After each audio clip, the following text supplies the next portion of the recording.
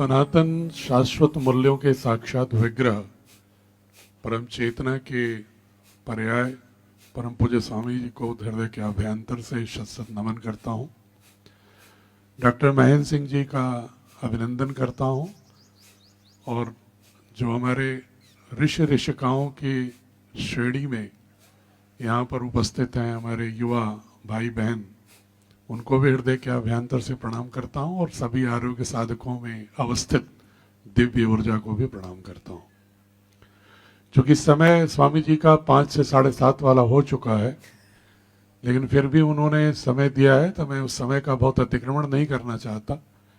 लेकिन बहुत ही सूक्ष्म में ये कहना चाहता हूँ कि जो भी पूज्य स्वामी जी शाश्वत सनातन धर्म की पुनर्स्थापना, संवर्धन, पुनर्जागरण का उद्घोष करते हैं, उसी का साधन भारतीय शिक्षा बोर्ड है। स्वामी जी आर्थिक और सामाजिक क्षेत्र में स्वतंत्रता के लिए बहुत ही वर्षों से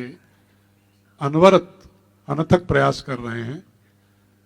चिकित्सा के क्षेत्र में आत्मनिर्भर भारत के निर्माण के लिए योग आयुर्वेद के माध्यम से जन जन को जागृत कर रहे हैं, लेकिन सबके मूल में होता है विचार, और यदि वैचारिक व्यक्तित्व का गठन ठीक से नहीं होगा तो हम आत्मनिर्भर राष्ट्र को नहीं बना सकते। भारतीय शिक्षा बोर्ड के माध्यम से स्वामी जी का जो महनीय संकल्प है वो यही है कि बच्चों का व्यक्तित्व भारत बोध के साथ गढ़ा जाए। और भारत बोध, मैं जब पूज्य स्वामी जी को देखता हूं तो सबसे समर्थ व्यक्तित्व भारत बोध के प्रवक्ता के रूप में वही हो सकते हैं, क्योंकि चाहे अब वैदिक मूल्यों में अभ्युदय निश्रेयस के समन्वय के संश्लेषण की बात देखें, चाहे वह बुद्ध का 8 फोल्ड पाथ अष्टमार्ग देखें, चाहे जैन का पंच महाव्रत देखें, चाहे सिखिज्म का दर्शन देखें, चाहे उपनिषदों के एकात्म भाव अद्वैत का दर्शन वेदांत का देखें। मैं जब पूज्य स्वामी जी के व्यक्तित्व को बहुत ही प्रेक्षण और विश्लेषण करता हूं तो मुझे लगता है कि सबसे सार्थक प्रतिनिधि पूज्य स्वामी जी हैं और वही सबसे बड़े प्रवक्ता हो सकते हैं। उनके सानिध्य में भारतीय शिक्षा बोर्ड के संचालन की उसमें विस्तार से कभी फिर बात करेंगे, क्योंकि मैंने पहले भी कहा कि समय का अतिक्रमण नहीं करना है। लेकिन इतिहास, गणित, विज्ञान, भाषा और कला कौशल सभी संदर्भों में आधुनिक के साथ साथ हमारी जो प्राचीन भारतीय संस्कृति के मूल अवयव घटक हैं उनको बहुत ही सुंदरता के साथ समन्वित करते हुए, संश्लेषित करते हुए भारतीय शिक्षा बोर्ड को इस दिशा में ले जाने का प्रयास परम पूज्य स्वामी जी के नेतृत्व में हम लोग कर रहे हैं, जैसे कि आने वाला भारत सिर्फ भारत के भौगोलिक क्षेत्र को ही, राजनीतिक क्षेत्र को ही नहीं,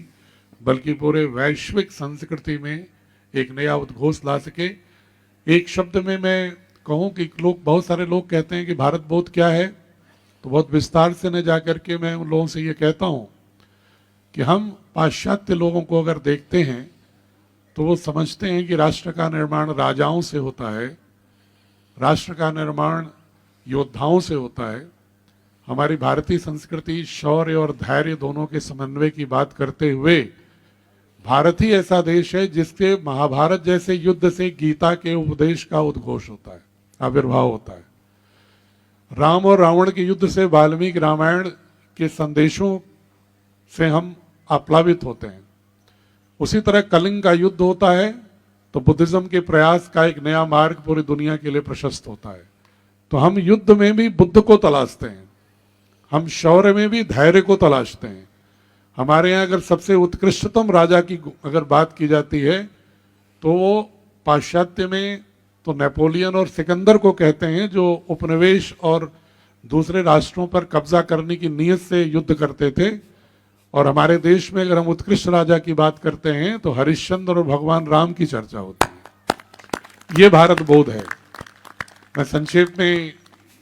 इसी बात को पुनः आपसे आह्वान करता हूं कि जितने भी लोग हैं भारतीय शिक्षा बोर्ड से जुड़ें, किसी रूप में जुड़ें,